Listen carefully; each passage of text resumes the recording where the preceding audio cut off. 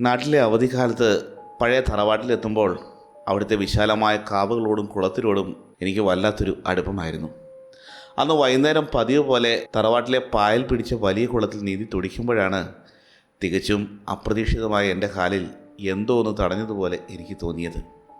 കുളത്തിൻ്റെ അടിത്തട്ടിലെ തടുത്ത ചെളിയിൽ പതിഞ്ഞു കിടന്നിരുന്ന ഒരു കല്ലോ മരക്കൊമ്പോ ആണെന്ന് ഞാൻ ആദ്യം കരുതി.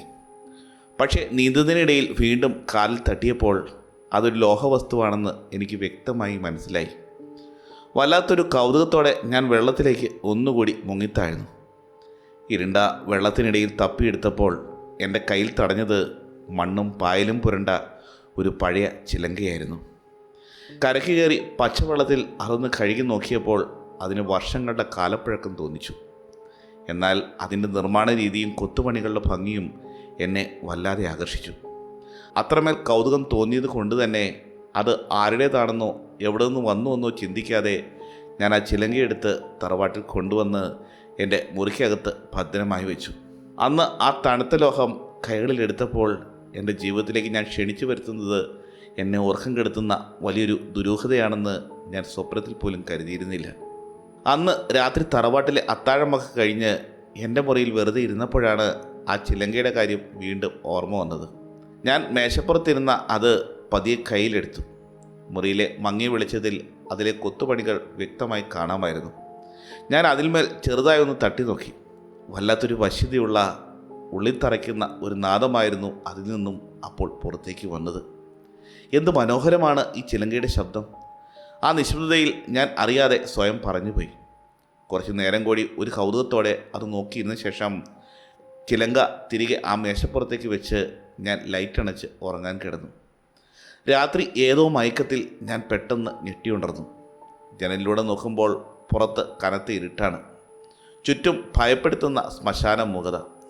ആ വലിയ തറവാട്ടിൽ എല്ലാവരും ഉറക്കത്തിലാണ്. പെട്ടെന്നാണ് എൻ്റെ കാതുകളിൽ ആ ശബ്ദം പതിഞ്ഞത്. ആരോ ചിലങ്കയണിഞ്ഞ് മുറ്റത്തെ മുറിയിൽ നൃത്തം ചെയ്യുന്നത് പോലെ വളരെ താളാത്മകമായ, ഒരേ സമയം മനോഹരവും എന്നാൽ അങ്ങേയറ്റം ഭയപ്പെടുത്തുന്നതുമായ ചിലങ്കനാദം ആ തറവാട്ടിലാകെ മാറ്റൊലിക്കൊള്ളുന്നുണ്ടായിരുന്നു. അത്രയും അർദ്ധരാത്രിയിൽ അവിടെ ആര് നൃത്തം ചെയ്യാൻ? എൻ്റെ ഹൃദയമിടിപ്പ് കൂടിത്തുടങ്ങി. വല്ലാത്തൊരു ഭയം എന്നെ പൊതിഞ്ഞതുകൊണ്ട് തന്നെ വാതിൽ തുറന്ന് പുറത്തുപോയി നോക്കാൻ എൻ്റെ മനസ്സ് അനുവദിച്ചുമില്ല. ശ്വാസം അടക്കി പിടിച്ച് ഭയത്തോടെ കട്ടിലിരിക്കുമ്പോഴാണ് പെട്ടെന്ന് മേശപ്പുറത്ത് വെച്ച ആ ചിലങ്കയുടെ കാര്യം ഞാൻ ഓർത്തത്. എങ്ങനെയൊക്കെയോ ധൈര്യം സംഭരിച്ച് ഞാൻ ധൃതിയിൽ എഴുന്നേറ്റ് മേശപ്പുറത്ത് അത് തിരഞ്ഞു. എന്നാൽ എന്നെ അത്ഭുതപ്പെടുത്തിക്കൊണ്ട്, എൻ്റെ ചോര മരവിപ്പിച്ചുകൊണ്ടും ആ ചിലങ്ക അവിടെ ഉണ്ടായിരുന്നില്ല. അപ്പോഴേക്കും പുറത്തെ നൃത്തത്തിൻ്റെ ശബ്ദവും പതിയെ നിലച്ചിരുന്നു. അടച്ചിട്ട എൻ്റെ മുറിയിൽ നിന്നും ആ ചിലങ്ക എങ്ങനെ പുറത്തുപോയി? പുറത്ത് നൃത്തം ചെയ്യുന്ന താരാണ്? എന്താണ് തറവാട്ടിൽ സംഭവിക്കുന്നതെന്നറിയാതെ ഒരു ഭയാനകമായ മരവിപ്പിലായിരുന്നു അപ്പോൾ ഞാൻ. അന്ന് ആ രാത്രി പിന്നീട് എനിക്കൊട്ടും ഉറങ്ങാൻ കഴിഞ്ഞില്ല. പേടിച്ച് പുതപ്പിനുള്ളിൽ ചുരുണ്ടുകൂടി കിടക്കുമ്പോഴും എൻ്റെ മനസ്സിൽ ആ താളാത്മകമായ ചിലങ്കനാദം മുഴങ്ങുന്നുണ്ടായിരുന്നു. എന്നാൽ അതൊരു ഒറ്റപ്പെട്ട സംഭവമായിരുന്നില്ല. അന്ന് തൊട്ട് തുടർന്നുള്ള ദിവസങ്ങളിലും കൃത്യം പാതിരാത്രിയാകുമ്പോൾ ആ അദൃശ്യ നർത്തകി തറവാട്ടിൻ്റെ മുറ്റത്തെ മുറിയിൽ തൻ്റെ നൃത്തം തുടർന്നു. ഓരോ ദിവസവും ആ ഭയപ്പെടുന്ന ശബ്ദം കേൾക്കുമ്പോൾ എൻ്റെ സമനില തെറ്റുന്നത് പോലെ എനിക്ക് തോന്നി. ഒടുവിൽ ആ ഭയം സഹിക്കാൻ കഴിയാതെ വന്നപ്പോൾ ഒരു ദിവസം പകൽ ഞാൻ അമ്മയോട് ഈ കാര്യങ്ങളെല്ലാം തുറന്നു പറഞ്ഞു. തറവാട്ടുകുളത്തിൽ നിന്നും എനിക്കൊരു ചിലങ്ക കിട്ടിയതും അത് മുറിയിൽ വെച്ചതും അതിനുശേഷം രാത്രി അത് കാണാതാകുന്നതുമൊക്കെ കേട്ടപ്പോൾ അമ്മയുടെ മുഖത്ത് അതുവരെ ഇല്ലാത്ത ഭയം നിറയുന്നത് ഞാൻ കണ്ടു. പെട്ടെന്ന് ആ ഭയം ദേഷ്യത്തിന് വഴിമാറി. അനാവശ്യമായി തറവാട്ടുകുളത്തിൽ നിന്നും ഇങ്ങനത്തെ സാധനങ്ങൾ എടുത്തുകൊണ്ട് വന്നതിന് അമ്മ എന്നെ ഒരുപാട് വഴക്ക് പറഞ്ഞു. ഒരിക്കലും ആ കുളത്തിൽ നിന്നും ഒന്നും എടുത്തുകൊണ്ട് വരാൻ പാടില്ലായിരുന്നുവെന്ന് പറഞ്ഞുകൊണ്ട് നെടുവീർപ്പോടെ ആ അമ്മ എന്നെ അരിയിലിരുത്തി. ആ തറവാട്ടുകുളത്തെ ഭൂതകാലത്ത് നടന്ന അധികമാരും പുറത്തു പറയാൻ ഇഷ്ടപ്പെടാത്ത ആ പഴയ കഥ ഭയത്തോടെ അമ്മ എന്നോട് പറയാൻ ആരംഭിച്ചു. വർഷങ്ങൾക്ക് മുമ്പ് നടന്ന സംഭവമാണ് അമ്മ പറഞ്ഞു തുടങ്ങി. അന്ന് ഈ തറവാട് ഇങ്ങനെയായിരുന്നില്ല. ആളും ബഹളവും നിറഞ്ഞു നിന്ന ഒരു വലിയ കാലം. അന്ന് ഈ കോവിലകത്തിൻ്റെ സകല ഐശ്വര്യവും അരുന്ധതി എന്ന പെൺകുട്ടിയായിരുന്നു എൻ്റെ വല്യമ്മയുടെ മകൾ. അതിമനോഹരിയായിരുന്ന അവൾക്ക് സ്വന്തം ജീവനേക്കാൾ വലുതായിരുന്നു നൃത്തം. അവളുടെ ഒഴിവു സമയങ്ങളെല്ലാം അവൾ നാട്യം ചെയ്യാൻ മാത്രമായി മാറ്റിവെച്ചു. കലയോട് അത്രത്തോളം ഭ്രാന്തമായ അഭിനിവേശമായിരുന്നു അവൾക്ക്. അവളുടെ നൃത്തത്തോടുള്ള കമ്പം കണ്ട് ഒരിക്കൽ അവളുടെ അച്ഛൻ ദൂരദേശത്തു നിന്നും അവൾക്കൊരു ചിലങ്ക സമ്മാനിച്ചു. വെറുമൊരു ചിലങ്കയായിരുന്നില്ല അത്. അപൂർവമായ കൊത്തുപണികളുള്ള ഒരുപാട് പ്രത്യേകതകളുള്ള ഒരു ചിലങ്ക. അത് കയ്യിൽ കിട്ടിയ അന്നു മുതൽ അരുന്ധതിയുടെ ലോകം ആ ചിലങ്കയും നൃത്തവും മാത്രമായി മാറി. അവൾ ചിലങ്കയടിഞ്ഞ് മുറ്റത്തെ ആ വലിയ മുറിയിൽ നൃത്തം പാടാൻ തുടങ്ങിയാൽ ആ തറവാട്ടിൽ വലിയൊരു ഉത്സവം നടക്കുന്നത് പോലെ തോന്നുമായിരുന്നു. അത്രയ്ക്ക് മനോഹരമായിരുന്നു അവളുടെ ഓരോ ചുവടുകളും, അതിനൊത്ത് മുഴങ്ങുന്ന ആ ചിലങ്കനാദവും. പതിയെ പതിയെ അവൾ ആ ചിലങ്കയുമായി വല്ലാതെ എടുത്തു. ആ അചേതനമായ വസ്തുവിന് ജീവനുള്ളതുപോലെയായിരുന്നു അവൾ അതിനെ കൊണ്ടു നടന്നത്. ചില രാത്രികളിൽ തറവാട്ടിലെ എല്ലാവരും ഉറങ്ങിക്കഴിയുമ്പോൾ അവൾ ആരുമറിയാതെ പുറത്തേക്കിറങ്ങി കുളക്കടവിൽ പോയിരിക്കുമായിരുന്നു. നിലാവിൻ്റെ വെളിച്ചത്തിൽ ആ തണുത്ത കൽപ്പടവുകളിലിരുന്ന് അവൾ മണിക്കൂറുകളോളം ആ ചിലങ്കയോട് സംസാരിച്ചിരുന്നു. നൃത്തവും ചിലങ്കയും മാത്രമുള്ള ആ സ്വപ്നലോകത്തായിരുന്നു അവൾ ജീവിച്ചിരുന്നത്. എന്നാൽ ആ സന്തോഷം അധികം നാൾ നീണ്ടുനിന്നില്ല. ആ തറവാടിനെ മുഴുവൻ കണ്ണീരിലാഴ്ത്തിയ ആ വലിയ ദുരന്തം അവിടെ പതുങ്ങിയിരിപ്പുണ്ടായിരുന്നു. അങ്ങനെ സന്തോഷത്തോടെ പോയിക്കൊണ്ടിരിക്കെ ഒരിക്കൽ അരുന്ധതിയുടെ ആ പ്രിയപ്പെട്ട ചിനകളിലൊന്ന് എങ്ങനെയോ കാണാതെയായി. അമ്മ ദീർഘനിശ്വാസത്തോടെ പറഞ്ഞു. കോവിലകം മൊത്തം അരിച്ചു പെറുക്കിയിട്ടും അതുമാത്രം കണ്ടെത്താൻ കഴിഞ്ഞില്ല. തൻ്റെ ജീവൻ്റെ പാതിയായി ചിലങ്ക് നഷ്ടപ്പെട്ടതിൻ്റെ സങ്കടത്തിൽ അവൾ വല്ലാതെ തകർന്നുപോയി. ആരോടും മിണ്ടാതെ ഭക്ഷണം പോലും കഴിക്കാതെ അവളൊരു ഭ്രാന്തിയെപ്പോലെ അത് തിരഞ്ഞുകൊണ്ടിരുന്നു. അങ്ങനെ ഇരിക്കെ ഒരു രാത്രി കുളക്കടവിൽ നിന്നും തൻ്റെ ചിലങ്കയുടെ ശബ്ദം കേട്ടതായി അവൾക്ക് തോന്നി. അത് അന്വേഷിച്ച് പാതിരാത്രിയിൽ ആരും കാണാതെ അവൾ കുളക്കടവിലേക്ക് പോയി. എന്നാൽ ആ ഇരുട്ടിൽ കാൽ വഴുതി ആ വലിയ കുളത്തിൻ്റെ ആഴത്തിലേക്ക് അവൾ വീണുപോയി. പിറ്റേന്ന് രാവിലെ അവളുടെ തണുത്തുറഞ്ഞ ശരീരമാണ് അവിടെ നിന്നും കണ്ടെത്തിയത്. തറവാടിനെ കണ്ണീരിലാഴ്ത്തിയ ആ വലിയ ദുരന്തം അവിടെ അവസാനിച്ചിരുന്നില്ല എന്ന് അമ്മ പറയുമ്പോൾ അമ്മയുടെ ശബ്ദം വിറയ്ക്കുന്നുണ്ടായിരുന്നു. അതിനുശേഷം ഇത്രയും വർഷമായിട്ടും കോവിലകത്തെ പല ഭാഗങ്ങളിൽ നിന്നും ചിലങ്കയടിഞ്ഞ് നൃത്തം ചെയ്യുന്ന ഒരു ശബ്ദം കേൾക്കാറുണ്ടായിരുന്നു. കാണാതെ പോയ തൻ്റെ പ്രിയപ്പെട്ട ചിലങ്കയ്ക്ക് വേണ്ടി അരുന്ധതിയുടെ ആത്മാവ് എന്തിൻ രാത്രികളിൽ ഈ കോവിലത്ത് വരാറുണ്ടെന്നാണ് പഴമക്കാർ പറയുന്നത്. അമ്മ കഥ പറഞ്ഞു തീർന്നപ്പോൾ എൻ്റെ ദേഹമാകെ ഭയം കൊണ്ട് വിറയ്ക്കുന്നുണ്ടായിരുന്നു. അപ്പോഴാണ് നടക്കുന്ന ആ സത്യം എനിക്ക് മനസ്സിലായത്. അന്ന് കുളത്തിൻ്റെ അടിത്തട്ടിൽ നിന്നും എനിക്ക് കിട്ടിയത് അരുന്ധതിയുടെ നഷ്ടപ്പെട്ട ആ ചിലങ്കയായിരുന്നു. തൻ്റെ ജീവനേക്കാൾ പ്രിയപ്പെട്ട ചിലങ്ക ഇത്രയും വർഷങ്ങൾക്ക് ശേഷം തിരികെ കിട്ടിയ സന്തോഷത്തിലായിരിക്കാം കഴിഞ്ഞ കുറച്ച് ദിവസങ്ങളിലായി അവൾ മുറ്റത്തെ ആ മുറിയിൽ വീണ്ടും നൃത്തം വയ്ക്കുന്നത്. ആ ചിന്ത എന്നെ വല്ലാതെ ഭയപ്പെടുത്തി. ആ രാത്രികളിൽ കേട്ട ഇരുട്ടിനെ കീറിമുറിക്കുന്ന താളാത്മകമായ ചിലങ്കനാദം ഇന്നും എൻ്റെ കാതുകളിൽ ഒരു പേടി സ്വപ്നമായി മുഴങ്ങുന്നുണ്ട്. അനുഭവം 2. നാളെ നിലമ്പൂരിൽ എൻ്റെ ഒരു സുഹൃത്തിൻ്റെ പുതിയ ഷോപ്പിൻ്റെ ഉദ്ഘാടനമാണ്. എൻ്റെ വീട് എറണാകുളത്താണെങ്കിലും മലപ്പുറം ജില്ലയോട് എനിക്ക് വല്ലാത്തൊരു ഇഷ്ടമാണ്. എങ്ങോട്ട് തിരിഞ്ഞു നോക്കിയാലും കണ്ണിന് കുളിർമ നൽകുന്ന നല്ലൊരു പച്ചപ്പും എന്നാൽ ഒരുപാട് മനോഹരമായ കാഴ്ചകളുമുള്ള ഒരു നാട്. കൊച്ചിയിലെ തിരക്കുകളിൽ നിന്നൊക്കെ മാറി കുറച്ച് സമയം അവിടെ ചെലവഴിക്കാൻ ഞാൻ എപ്പോഴും ആഗ്രഹിച്ചിരുന്നു. ഇന്നത്തെ രാത്രി യാത്ര പുറപ്പെട്ടാലേ നാളെ രാവിലെ കൃത്യസമയത്ത് അവിടെ എത്തുകയുള്ളൂ. എന്നാൽ ഈ പോക്കിൻ്റെ പ്രധാന ഉദ്ദേശം കൂട്ടുകാരൻ്റെ ഷോപ്പ് ഉദ്ഘാടനത്തിൽ പങ്കെടുക്കുക എന്ന് മാത്രമല്ല, എൻ്റെ ട്രാവൽ വ്ളോഗ് കൂടിയാണ്. കുറച്ചു കാലമായി യൂട്യൂബും ഫേസ്ബുക്കുമൊക്കെ വീഡിയോകൾക്ക് പൈസ തരാൻ തുടങ്ങിയതിൽ പിന്നെ യാത്ര ചെയ്യുമ്പോൾ കയ്യിലൊരു ക്യാമറയും സെൽഫി സ്റ്റിക്കും കൊണ്ടു നടക്കുന്നത് എൻ്റെ ഒരു സ്ഥിരം പരിപാടിയായി മാറിയിരുന്നു. ബൈക്കിലെ യാത്രകളിൽ പോകുന്ന എല്ലാ സ്ഥലങ്ങളിലും ഈ ക്യാമറ എൻ്റെ കൂടെ ഉണ്ടാകും. കൊച്ചിയിൽ നിന്നും ഇങ്ങോട്ട് വരുന്ന വഴിയിലുള്ള മനോഹരമായ എല്ലാ ഭാഗങ്ങളും പല സെക്ഷനുകളായി വ്ളോഗ് പോലെ പ്രസൻറ്റ് ചെയ്ത് ക്യാമറയിൽ സേവ് ചെയ്തിട്ടുണ്ടായിരുന്നു. ബൈക്കിലെ ആ യാത്ര എനിക്ക് വല്ലാതെ ആസ്വദിക്കാൻ കഴിയുന്നുണ്ടായിരുന്നു. കാറ്റുകൊണ്ടുള്ള ആ ഡ്രൈവിങ്ങും വീഡിയോ എടുക്കലും ഒക്കെയായി സമയം പോയത് അറിഞ്ഞില്ല. അങ്ങനെ ഓരോ സ്ഥലത്തും വീഡിയോ ഒക്കെ എടുത്ത് ഞാൻ മലപ്പുറം ജില്ലയുടെ അതിർത്തിയിലേക്ക്, അതായത് അതിപ്രസിദ്ധമായ വട്ടപ്പാറ വളവിലേക്ക് അടുക്കുമ്പോഴേക്കും സമയം ഏറെ വൈകിയിരുന്നു. രാത്രിയുടെ കനത്ത ഇരുട്ട് ആ പാതയെ പതിയെ വിഴുങ്ങാൻ തുടങ്ങിയിരുന്നു.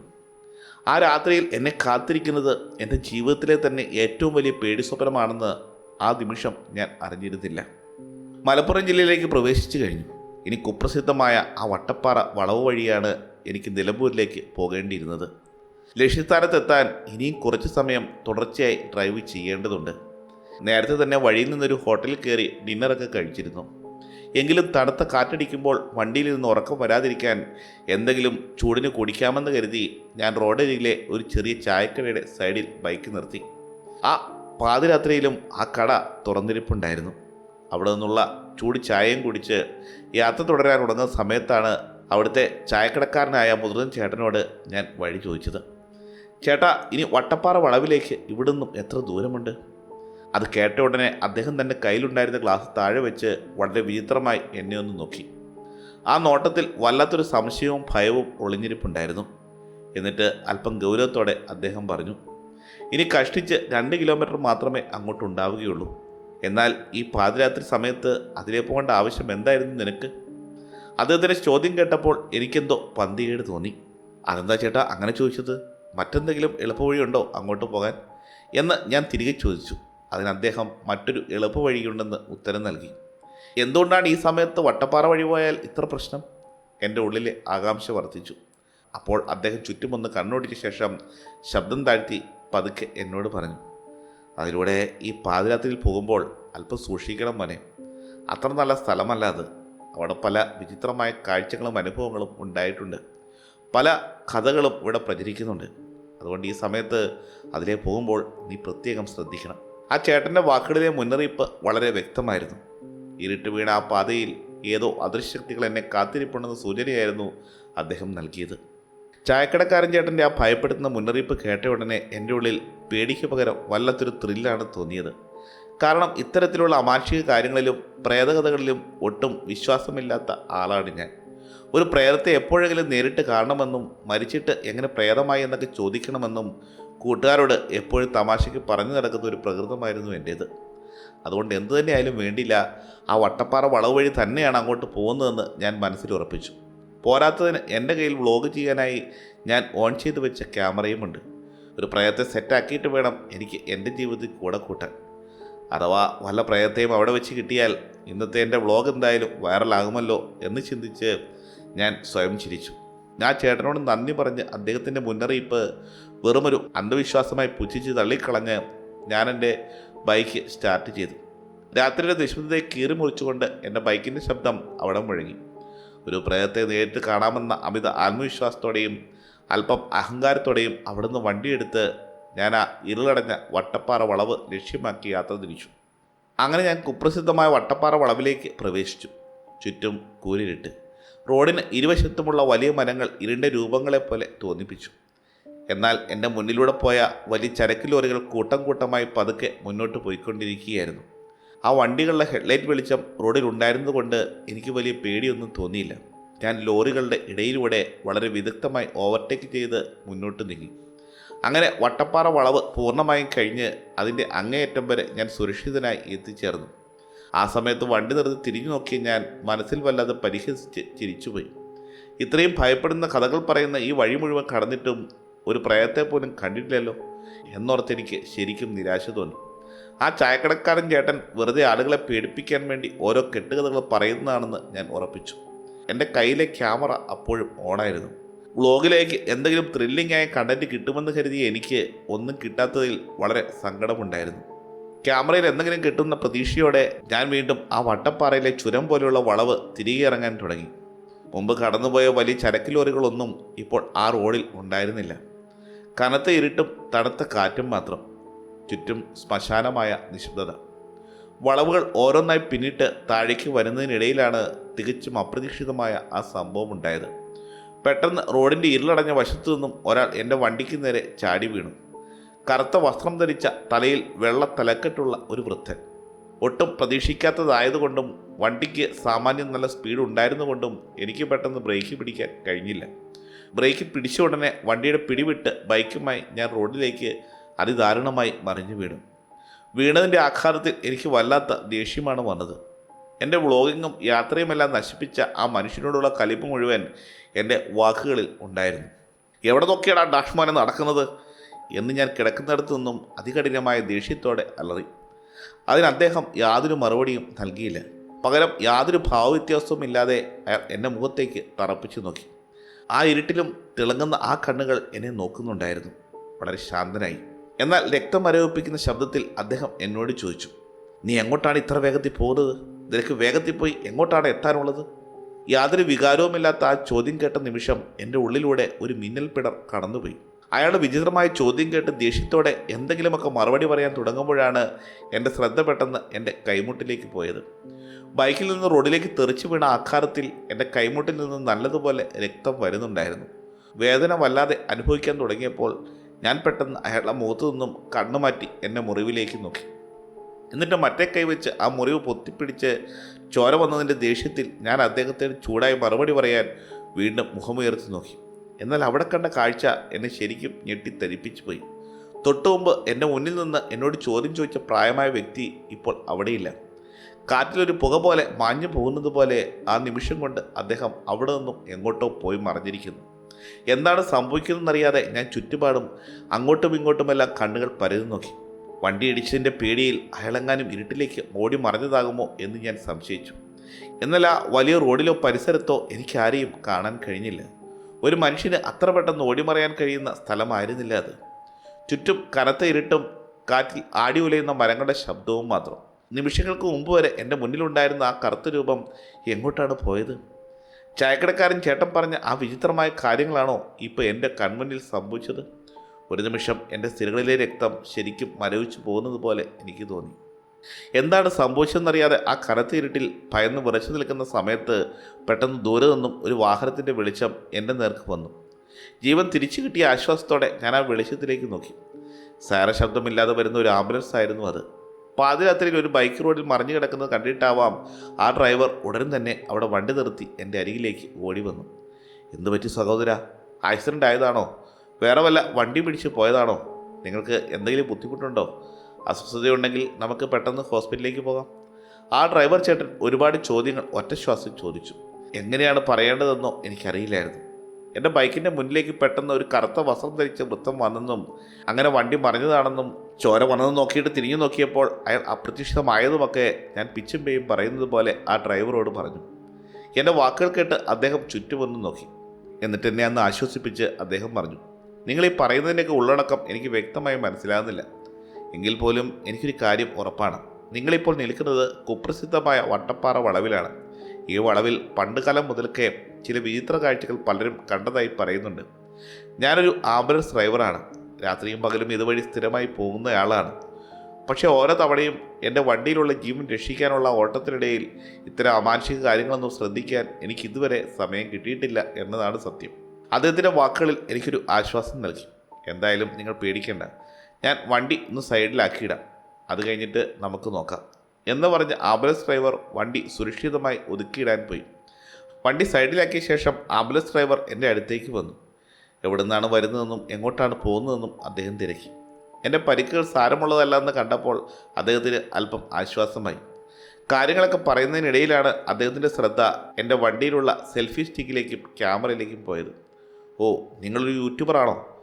വീഡിയോ ഒക്കെ ചെയ്യുന്ന ആളാണോ എന്ന് അദ്ദേഹം ചോദിച്ചു. ഞാൻ യാത്രകളുടെ വീഡിയോ യൂട്യൂബിൽ ചെയ്യാറുണ്ടെന്ന് മറുപടി പറഞ്ഞപ്പോഴാണ് പെട്ടെന്ന് എനിക്കൊരു കാര്യം ഓർമ്മ വന്നത്. എൻ്റെ ക്യാമറ അപ്പോഴും റെക്കോർഡിങ്ങിലായിരുന്നല്ലോ. ഞാൻ കണ്ട കറുത്ത രൂപവും അപകടവുമെല്ലാം ആ ക്യാമറയിൽ പതിഞ്ഞിട്ടുണ്ടാകുമല്ലോ എന്ന് ഞാൻ ആംബുലൻസ് ഡ്രൈവറോട് പറഞ്ഞു. ചേട്ടാ, ഞാൻ ഈ വളവ് കിടക്കുന്ന സമയത്ത് ക്യാമറ ഓൺ ചെയ്ത് വെച്ചിരുന്നു. ഞാൻ കണ്ട രൂപവും എന്നോട് സംസാരിച്ചതുമെല്ലാം അതിൽ പതിഞ്ഞിട്ടുണ്ടാകും. നമുക്കൊന്ന് ചെക്ക് ചെയ്യാം എന്ന് പറഞ്ഞ് ആകാംക്ഷയോടെയും അതിലേറെ ഭയത്തോടെയും ഞാൻ ആ ഫോണിലെ വീഡിയോ പ്ലേ ചെയ്തു.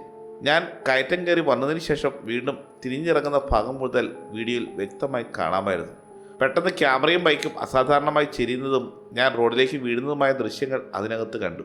തുടർന്ന് വീണതിൻ്റെ ദേഷ്യത്തിൽ ഞാൻ ആ വൃദ്ധനെ ചീത്ത വിളിക്കുന്നത് അതിനകത്ത് വ്യക്തമായി കേൾക്കാം. എന്നാൽ എൻ്റെ രക്തം മരവിപ്പിക്കുന്നത് അതൊന്നുമല്ലായിരുന്നു. ആ വീഡിയോയിൽ ഞാൻ പറഞ്ഞതുപോലുള്ള വൃദ്ധനെയോ ഒരു കറുത്ത രൂപത്തെയോ എങ്ങും കാണാനില്ലായിരുന്നു. എന്ന് മാത്രമല്ല, അദ്ദേഹം തിരിച്ച് എന്നോട് ചോദിച്ച ആ ഭയപ്പെടുന്ന ചോദ്യങ്ങളും ശബ്ദങ്ങളും അതിനകത്ത് ഉണ്ടായിരുന്നില്ല. ആ ദൃശ്യങ്ങളിൽ ഞാൻ വെറും ശൂന്യതയോട് നോക്കി ദേഷ്യപ്പെടുന്നതാണ് ഉള്ളത്. വിശ്വസിക്കാൻ പറ്റുന്നതിലും അപ്പുറമായിരുന്നു ആ കാഴ്ച. അത് കണ്ട ആംബുലൻസ് ഡ്രൈവറും ശരിക്കും ഞെട്ടിപ്പോയി. ഒരുപക്ഷെ പാതിരാത്രിയിലെ അപകടത്തിൻ്റെ ഷോക്കിൽ എനിക്ക് എന്തെങ്കിലും മാനസിക വിഭ്രാന്തി ഉണ്ടായതാണോ എന്ന് ആ ഡ്രൈവർ ചിന്തിച്ച് പോയിട്ടുണ്ടാകും. എൻ്റെ ജീവൻ ശരിക്കും തൊണ്ടയിൽ കുടുങ്ങുന്നത് പോലെ എനിക്ക് തോന്നി. ആ ഇരുട്ടിൽ എന്നെ നോക്കി സംസാരിച്ചത് ഈ ലോകത്തുള്ള ആരും ആയിരുന്നില്ല എന്ന സത്യം എന്നെ വല്ലാതെ ഭയപ്പെടുത്തി. ആ ക്യാമറ ദൃശ്യങ്ങൾ കണ്ടതോടെ എൻ്റെ സർവ്വധൈര്യവും ചോർന്നുപോയി. എൻ്റെ കൺമുന്നിൽ നടന്നത് ഈ ലോകത്തെ ഒരു കാര്യവുമല്ലെന്ന് എനിക്ക് ഉറപ്പായി. എനിക്കാകെ വല്ലാതെ പേടി തോന്നി തുടങ്ങി. ചേട്ടാ, ഒരു നിമിഷം പോലും ഇനി നമുക്കിവിടെ നിൽക്കണ്ട, നമുക്ക് പെട്ടെന്ന് ഇവിടുന്ന് പോകാം എന്ന് വിറയ്ക്കുന്ന ശബ്ദത്തിൽ ആംബുലൻസ് ഡ്രൈവറോട് പറഞ്ഞു. അവിടുന്ന് വേഗം രക്ഷപ്പെടാൻ നോക്കുമ്പോഴാണ് എൻ്റെ ബൈക്ക് സ്റ്റാർട്ട് ആവുന്നില്ലെന്ന സത്യം ഞാൻ മനസ്സിലാക്കിയത്. എത്ര തവണ കിക്ക് ചെയ്തിട്ടും വണ്ടി സ്റ്റാർട്ടാവുന്നില്ല. ഇനിയും കൂടുതൽ സമയം ഇരുളടഞ്ഞ വളവിൽ നിൽക്കുന്നത് ഒട്ടും സുരക്ഷിതമല്ല എന്ന് മനസ്സിലാക്കി ഞങ്ങൾ അടുത്തെവിടെയെങ്കിലും വർക്ക്ഷോപ്പിൽ ആരെങ്കിലും ഉണ്ടോ എന്ന് നോക്കാൻ രാത്രി തന്നെ ബൈക്ക് അവിടെ വെച്ച് ആംബുലൻസിൽ നിന്നും അവിടെ നിന്ന് തിരിച്ചു. ആ വളവ് കടന്ന് അടുത്ത ജംഗ്ഷനിൽ പോയി കുറേ നേരം ഞങ്ങൾ തിരിഞ്ഞു. പക്ഷേ ആ പാതിരാത്രി തുറന്നിരിക്കുന്ന ഒരു വർക്ക്ഷോപ്പോ മെക്കാനിക്കോ ഞങ്ങൾക്ക് കണ്ടെത്താൻ കഴിഞ്ഞിരുന്നില്ല. ഒടുവിൽ ഗത്യന്തരമില്ലാതെ ഞാൻ പറഞ്ഞു, മതി ചേട്ടൻ തിരിഞ്ഞത്, എന്നെ എൻ്റെ ബൈക്കിൻ്റെ അടുത്ത് കൊണ്ട് തിരിച്ച് ഡ്രോപ്പ് ചെയ്താൽ മതി. നേരം വെളുക്കുന്നത് വരെ ഞാൻ എവിടെയെങ്കിലും സേഫായി നിന്നുകൊള്ളാം. അങ്ങനെ ആംബുലൻസിൽ ഞങ്ങൾ തിരികെ ആ വട്ടപ്പാറ വളവിലേക്ക് വരാൻ തിരിച്ചു. ആംബുലൻസ് തിരികെ എൻ്റെ ബൈക്കിൻ്റെ അടുത്തേക്ക് വരുന്ന സമയത്ത് വണ്ടിയുടെ ഹെഡ്ലൈറ്റ് വെളിച്ചത്തിൽ ആ കാഴ്ച കണ്ട് ഞങ്ങളുടെ രണ്ടുപേരുടെയും രക്തം മരവിച്ചു പോയി.